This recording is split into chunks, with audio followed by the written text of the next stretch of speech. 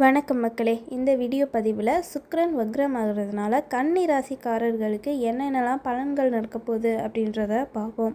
அதுக்கு முன்னாடி நீங்கள் இப்போ தான் நம்ம சேனலில் முதல் முறையாக பார்க்குறீங்கன்னா இந்த மாதிரி ஜோதிடம் சார்ந்த தகவல்களை நீங்கள் தொடர்ந்து கேட்குறதுக்கு எங்களோட ஆன்மீக பேச்சு சேனலை சப்ஸ்கிரைப் பண்ணி வச்சுக்கோங்க. கூடவே பெல் பட்டனை கிளிக் பண்ணிக்கோங்க. அப்போ தான் நாங்கள் போடுற வீடியோஸ் உங்களுக்கு உடனே நோட்டிஃபிகேஷனில் வரும். சரி, வாங்க இப்போ வீடியோக்குள்ளே போகலாம். சுக்கிர பகவான் உங்கள் ராசிக்கு 2 மற்றும் 9ஆம் அதிபதி. இப்போ உங்கள் ராசிக்கு 7ஆம் இடத்துல உச்ச நிலையில் இருக்காருங்க. இப்போ வக்ரமாகிறாரு. இப்படி ஒரு கிரகம் உச்சமாகி வக்ரமாகிறது அது நீச நிலைக்கு சமம். இப்படி சுக்கிர பகவான் உங்கள் ராசிக்கு 7ஆம் இடத்துல நீச நிலையில் இருக்கிறதுனால என்னென்னலாம் பலன்கள் நடக்க போகுது அப்படின்றத பார்ப்போம். முதல்ல உங்கள் குடும்பத்தில் ஒரு சந்தோஷமான சூழல் இருக்காதுங்க. ஏதாவது பிரச்சனைகள் இருக்கும். உத்தியோகம் முடிஞ்சு நீங்கள் வீட்டுக்கு போனாலுமே குடும்பத்தில் நீங்கள் ஒரு நிம்மதியான ஒரு சூழலை நீங்கள் எதிர்பார்க்க முடியாது. மனைவியாலேயோ இல்லை கணவனாலேயோ இல்லை அம்மாவாலேயோ இந்த மாதிரி யாருனாலையுமே ஏதாவது பிரச்சனைகளை குடும்பத்தில் அடிக்கடி வந்துக்கிட்டே இருக்குங்க. குடும்பத்தில் ஒரு நிம்மதியான சூழல் இருக்காது. மேலும் காசு பணம் வரது கம்மியாகுங்க. நீங்கள் தொழில் பண்ணுறீங்கன்னா உங்களோட வருமானம் குறையிறதுக்கு வாய்ப்புகள் இருக்குதுங்க. இல்லைன்னா நீங்கள் எதிர்பார்த்த அளவு வருமானம் கிடைக்காது. அது மாதிரி உத்தியோகம் பண்ணுறவங்களுக்குமே சம்பள உயர்வு இந்த காலகட்டம் நீங்கள் எதிர்பார்க்கவே கூடாது. அப்படி எதிர்பார்த்தாலுமே உங்களுக்கு கிடைக்காதுங்க. அதனால் இந்த காசு பணம் தட்டுப்பாடு வருங்க. ஏன்னா சுக்கிர பகவான் உங்கள் ராசிக்கு 2ஆம் இடத்து அதிபதிங்க. 2ஆம் இடம் ஒரு குடும்பத்துக்கு வருமானத்தை குறிக்குங்க, சம்பளத்தை குறிக்கும். காசு பணம் இப்படி பணம் சம்மந்தப்பட்ட விஷயங்கள் எல்லாமே இந்த 2ஆம் இடம் தாங்க. இந்த 2ஆம் இடத்து அதிபதி இப்போ உச்ச வக்ர நிலையில் இருந்து நீசமாகிறதுனால காசு பணம் வரது குறையுங்க. அதாவது ஏப்ரல் 13ஆம் தேதி வரையும் தான். அதுக்கு மேலே நம்ம நல்லா தான் இருக்கும். 13ஆம் தேதி வரையுமே காசு பணத்தில் ஏதாவது பிரச்சனைகள் இருக்கும். நீங்கள் ஏதாவது சேமித்து வைக்கணும் அப்படின்னு நினைப்பீங்க. ஆனால் அந்த மாதிரி காசு பணம் சேமிக்க முடியாமல் எதிர்பாராத ஒரு விஷயத்துக்காக காசு பணம் செலவாகுங்க.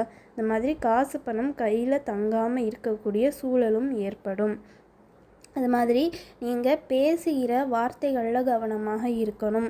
நீங்கள் என்ன பேசுகிறீங்க அப்படின்றதில் கவனமாக இருக்கணுங்க. ஏன்னா நீங்கள் பேசுகிறத வச்சு ஏதாவது பிரச்சனைகள், வாக்குவாதம், தகராறு ஏதாவது வர்றதுக்கு வாய்ப்புகள் இருக்குது. அதுவும் குடும்பத்தில் தான் ஏதாவது நீங்கள் பேசுகிறதுனால ஏதாவது பிரச்சனைகள் வர்றதுக்கு வாய்ப்புகள் இருக்குது. அதனால் ஏப்ரல் 13ஆம் தேதி வரையுமே உங்கள் பேச்சில் ஒரு கவனம் இருக்கணும்.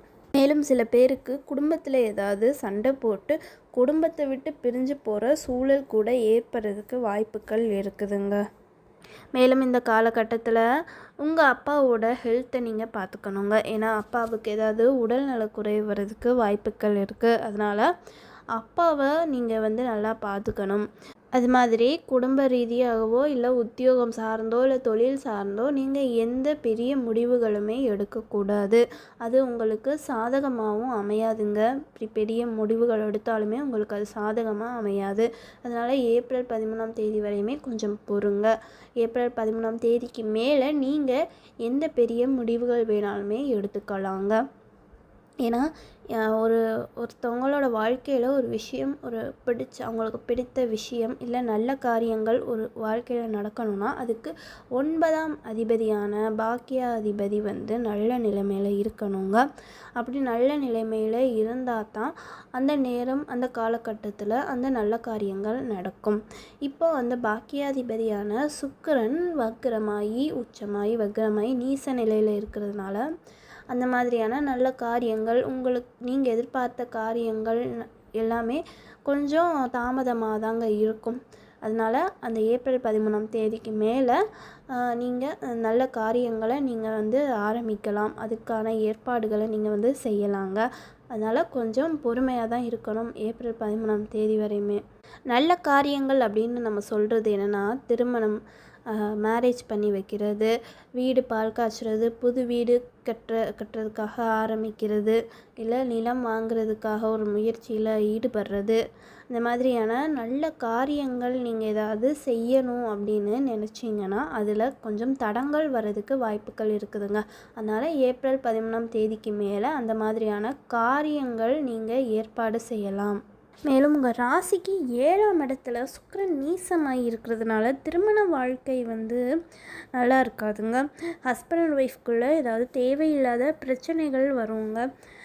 கருத்து வேறுபாடுகள், மிஸ் அண்டர்ஸ்டாண்டிங், இந்த மாதிரி ஹஸ்பண்ட் அண்ட் ஒய்ஃப்குள்ளே ஏதாவது பிரச்சனைகள் வரும். அது மாதிரி ரிலேஷன்ஷிப்பில் இருக்கிறவங்களுக்குமே ஏதாவது பிரச்சனைகள் வர்றதுக்கு வாய்ப்புகள் இருக்குது. அதனால் ஏப்ரல் 13ஆம் தேதி வரையுமே இந்த மாதிரி ரிலேஷன்ஷிப்பில் இருக்கிறவங்க கொஞ்சம் விட்டு கொடுத்து பொறுமையாக போகிறது ரொம்பவுமே அவசியமானது. மார்ச் 29ஆம் தேதிக்கு மேலே சனி பகவானும் உங்கள் ராசிக்கு 7ஆம் இடத்துல பெயர்ச்சி ஆவாருங்க. ஆனால் எடுத்த உடனே, அதாவது பெயர்ச்சி ஆன உடனே உங்களுக்கு அந்த கண்டக சனி பலன்களை கொடுக்க மாட்டார். ஏன்னா ஏற்கனவே 7ஆம் இடத்துல உங்கள் ராசிக்கு முக்கியமானவங்க, உங்கள் ராசிக்கு நல்லது செய்யக்கூடிய உங்கள் ராசிநாதனும் உங்கள் ராசிக்கு பாக்கியாதிபதினு சொல்லப்படுற சுக்கிரனுமே இருக்கிறதுனால, ஏன்னா சனி பகவானுக்கு வேண்டிய கிரகங்கள் தான் அங்கே இருக்குது, நண்பர்கள் தான் அங்கே இருக்காங்க. அதனால் எடுத்த உடனே உங்களுக்கு கண்டக சனியில் பலன்களை கொடுக்க மாட்டாருங்க சனி பகவான், சரிங்களா? அதனால் அதுக்கான பதிவுகளை நம்ம விரிவாக பார்ப்போம். அதுக்குன்னு தனியாக ஒரு பதிவில் நம்ம சனி பகவான் பெயர்ச்சி பலன்களை நம்ம பார்ப்போங்க. இப்படி உங்களுக்கு ராசிக்கு 7ஆம் இடம் கொஞ்சம் பாதிக்கிறதுனால திருமண வாழ்க்கை நல்லா இருக்காது. ஹஸ்பண்ட் அண்ட் ஒய்ஃப்குள்ளே கொஞ்சம் பிரச்சனைகள் வர்றதுக்கு வாய்ப்புகள் இருக்குது.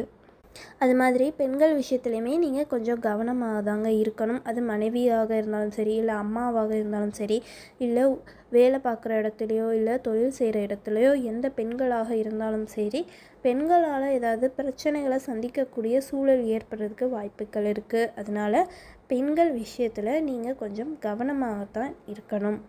சரி, இப்படி சுக்கிரன் வக்ரமாகி உச்சமாகி வக்ரமாகி நீச நிலையை அடைகிறதுனால எந்தெந்த தொழில் செய்கிறவங்க கவனமாக இருக்கணுன்றதையுமே பார்ப்போம். பெண்கள் சார்ந்த தொழில் செய்கிறவங்க கவனமாக இருக்கணுங்க.